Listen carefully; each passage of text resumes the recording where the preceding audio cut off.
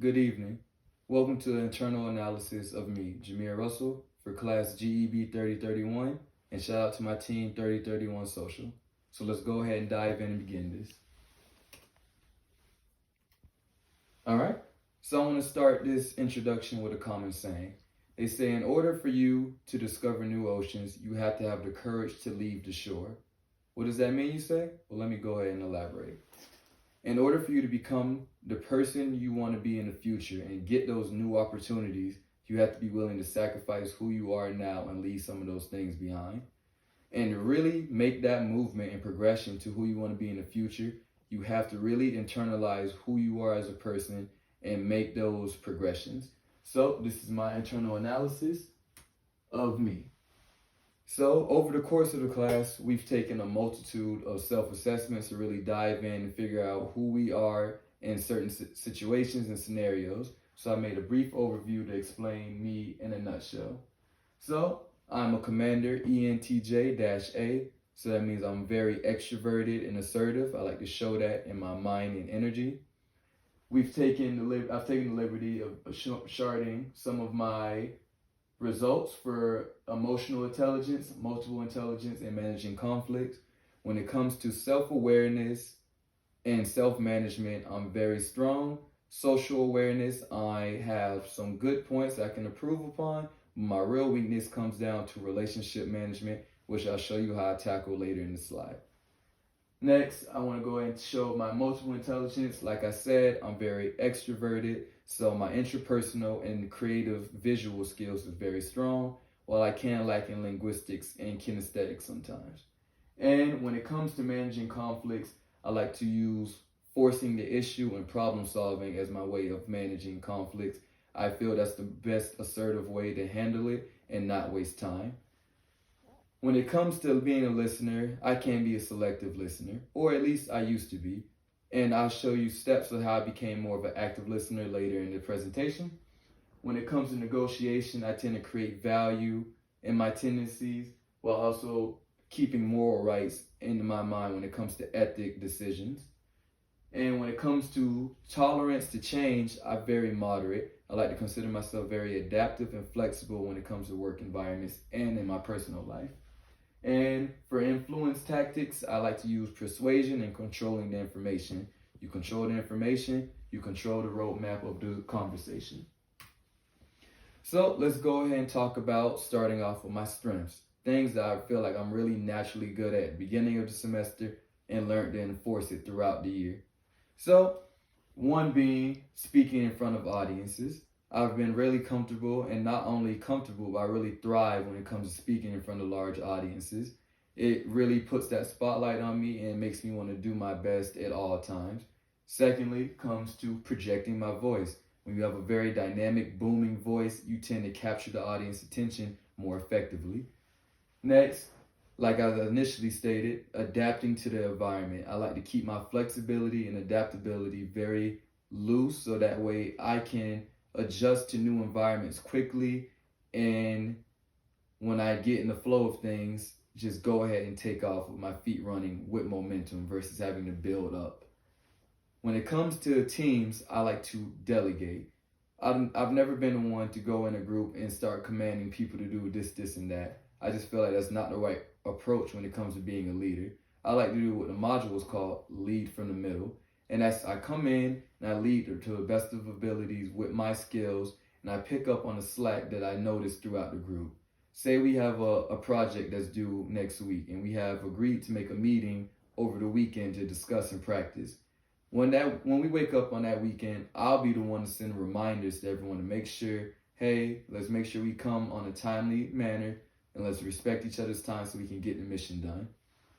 Next, like I said before, creativity and using my resources of persuasion in a diverse way is one of my key strengths that I've used throughout not only my life but through this semester. Next, I want to touch bases on things that I felt I needed improvement on. First being my social awareness of those around me. I really felt that having that tunnel vision and just focusing on the mission objective was the way to go. But I've learned you really have to take in consideration how other people feel in the situation.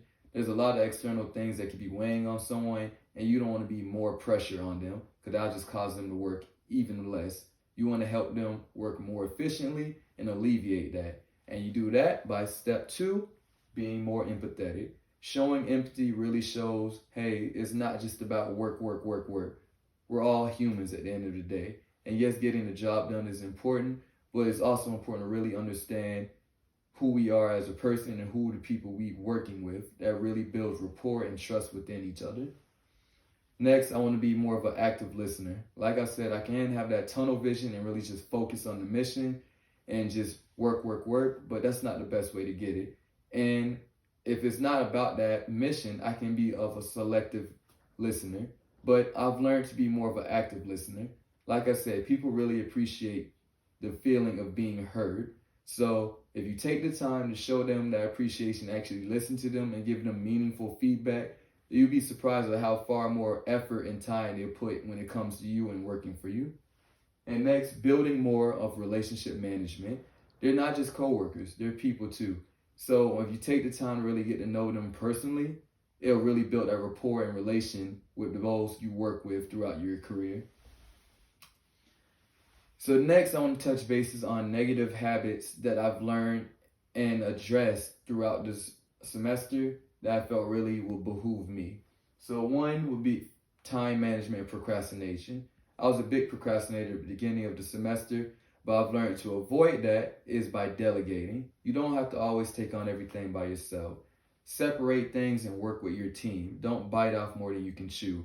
When you actually take on a suitable amount of workload, you can actually handle it in an appropriate amount of time and not feel stressed to overwork or put things off to the last minute because you're dreading having to put on all that work at once. When you time manage and delegate, you can avoid procrastination altogether. Next, taking criticism too personally. I have a new approach of handling criticism. Before, I took it way too personal, but now there's 2 ways to really look at criticism. It's either 1, it's not true, and if it's not true, why are you showing emotion and energy to it? Just take it in and disregard it. Or 2, it could be true, and you want to really address it and address it and really take in how can I adapt to what was said and modify it into my behaviors of how I am in the future. Going that route can really turn criticism into more constructive feedback, disregarding feelings for others because of the mission. Like I said, showing empathy will really address that, and it's really helped me build more rapport with the coworkers and people I work with throughout team projects. And lastly, straying away from team events that don't involve work. Events that don't involve work are actually very good. That's where the most team building is built. I mean, when it comes to work, we all know the mission, but outside of work, we really get to know who the people we're working with are and really build that connection with, hey, we're more than just team workers. We can actually trust and work with each other. And that, it goes a long way when it comes to team projects. Next, I made a brief action plan on how I modified and addressed my issues and reinforced my strengths throughout the semester. So I used my interpersonal skills to interact with my colleagues and coworkers better, to really use that extrovert in me to build professional networking, not only socially, but, using LinkedIn more or using others' feedbacks to improve your resume. Things like that can really help you become a better person by a long run. Next will be building strong relations through team events that don't involve work. Like I said, that rapport can really build and dive you in to a whole new connection with people around you. It builds trust and real-time connection. Next, using persuasion and negotiation to really understand the people you're working with and delegate tasks more efficiently. When you know the people outside of work, you know their strengths, you know their weaknesses. So you know which tasks they'll be better suited with and the tasks that you should give to someone else. That way, when you're working with a diverse group, when you separate those tasks, everyone's working together towards a unified objective. Next would be taking the time to listen more versus speaking. Like I said, just be quiet and actually listen. When you actually take the time to listen to people, you'd be surprised on how much more you can learn on the situation. and steps to take to handle these situations. And lastly, working with a diverse group towards a unified objective.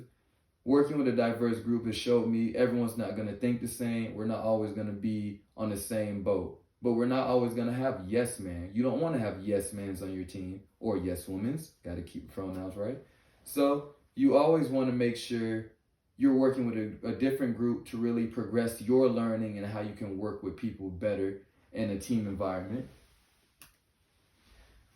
Next, I want to touch bases on external resources I want to use to continually push myself to become that better person I want to be in the future. First, mentorships. Mentorships are key because it really gives you a professional outside perspective. I mean, look at this.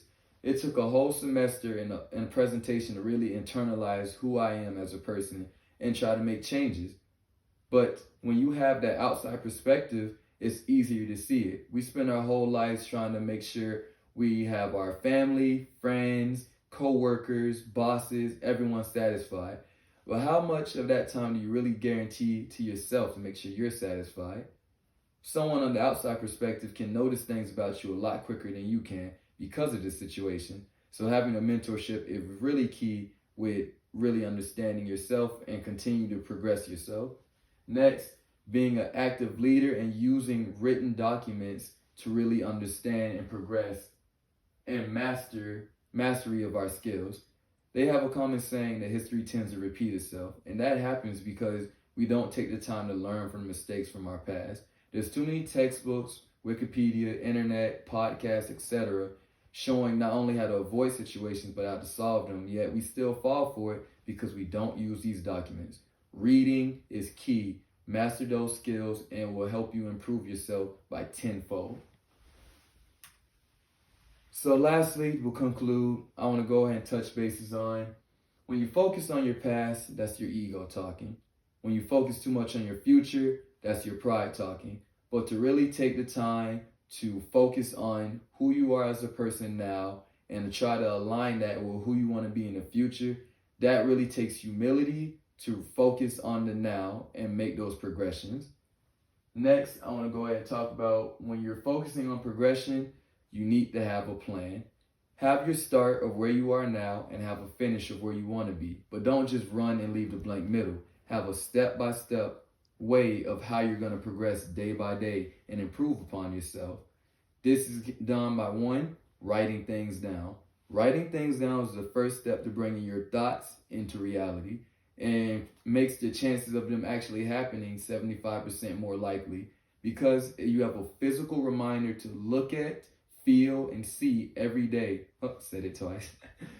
But to remind you, this is what we're working towards versus just thinking about it. There's so much that goes on in our head, it's easy to forget. But when you write it down, now you're on track to bring it to reality.